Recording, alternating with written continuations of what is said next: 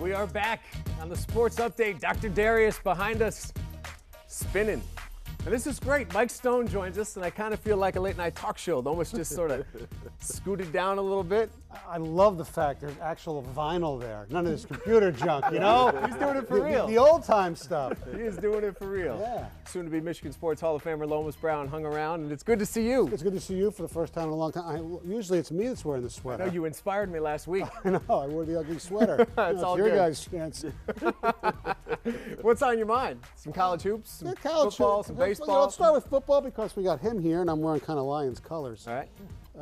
Dominic Raiola, good move, I think. You know, restructuring his deal, where he's not going to get, the cap's not going to get killed. And you know, they talked about how they want to completely, redo the offensive line. You know better than anybody. You can't do it all at 1 year. Right. So at least you got to have a couple of guys still there, right? Yeah, you're right. And he's the center position. That's like the quarterback of your offensive line. So it's important to have your center sign. Now, you were in that same situation late in your career where it's not necessarily about the money. I mean, that's a dramatic cut, it would appear to a fan, to go from what he was making to apparently near the league minimum. I mean, what's that like to swallow when you get towards the end? Well, that tells me he's committed to winning. I mean, it really does, because it's not about the money. And that's when you find out a lot of things. He's committed to being well, here. But he probably could have. I think he's good enough where he could have got that somewhere else. Yeah. The minimal, he could have got that somewhere else. But he loves it here. Yeah, he does. Winning, with all due respect, they've had one winning season. So I don't think it's about winning. I think it's about being here, which is good because a lot of people want to leave here.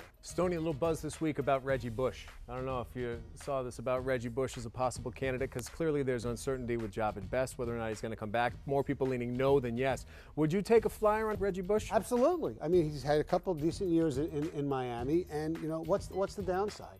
And people are saying, well, he'd be a great third down back.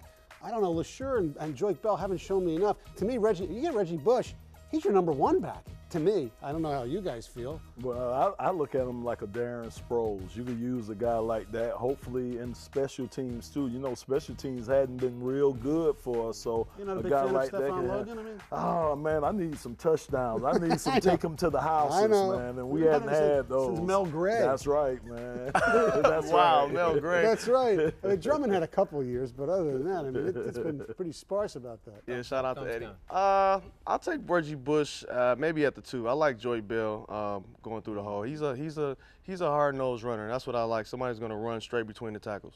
College hoops, interesting week. Michigan State, absolute beatdown of the Wolverines last Tuesday. And they got a huge game this Tuesday with the #1 team coming in. They do, and Oladipo, who knows, he got hurt on Saturday. Who knows if he's going to be playing for Indiana. That's going to be an amazing game. I thought Michigan State was going to win the game, but never in my wildest dreams would I think it would have been like that. And, the freshman from Michigan, especially Glenn Robinson III, looks like he had the deer in the headlights look, and he has had it for a while. He played a little bit better today.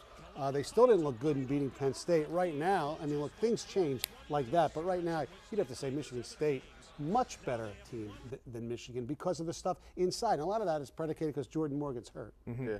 When you get a beatdown like Michigan suffered Tuesday, what's the key to turning it around quick? Well, you have to have a short-term memory. You have to just kind of put it to the side. And you're right. I think what happened, they got hit in the mouth early. And sometimes when you get hit in the mouth early, it's hard to recoup, and then you're right. It seemed like all of them had the deer in the head. Everybody but Trey Burks. Right. And it's weird because the same thing happened to them at Ohio State, happened at Indiana, and they came back and made games of it, had chances to win against Michigan State. Michigan State wanted that game so badly. People said that was the loudest they've ever heard Breslin.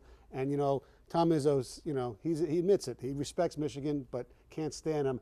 And, they saw that blood. They're just sitting there, and they just pounced. Do you have less faith in Michigan moving forward and making a run? And do you have more faith in Michigan State now that they showed you what they did against Michigan? I guess we have to see what happens Tuesday night. But can both teams make a deep run? I think Michigan State's more equipped to make a deeper run in the tournament because they're more balanced both inside and outside. And a lot of it depends on matchups. If Michigan is matched up in the NCAA tournament against teams where their style is good for Michigan, they can get hot and they can definitely make a run. But right now, you have to say Michigan State has the better chance, especially Appling's starting to play good. The big guys are playing good. And Gary Harris, you can talk about all the freshmen anywhere else, but he's been unbelievable. Another huge game Tuesday night at the Breslin Center, #1 team Indiana coming in. Well, I don't know if you watch the show, but this is the time that he does his Stonehead. I think this week the Stonehead deserves a little track, don't you? Yeah, what you need? You need a track? Sure. I don't know. What do you got there? Get something in for Stoney tonight. Slime the Family Stone. No, that's too old. That's too old school. I don't know if I have that one. All right. You know what you might want to get? Be Like Mike. To me, the Stonehead, you could give it to a lot of people, but I'm giving it to the media. ESPN and Sports Illustrated for the cover of SI, not the one with Kate Upton, that was okay. This Michael Jordan euphoria, everybody down on their knees, genuflecting for Michael Jordan. Yeah, the greatest player ever, arguably, no doubt. Okay, he turned 50. What do we need to see? 50 moments.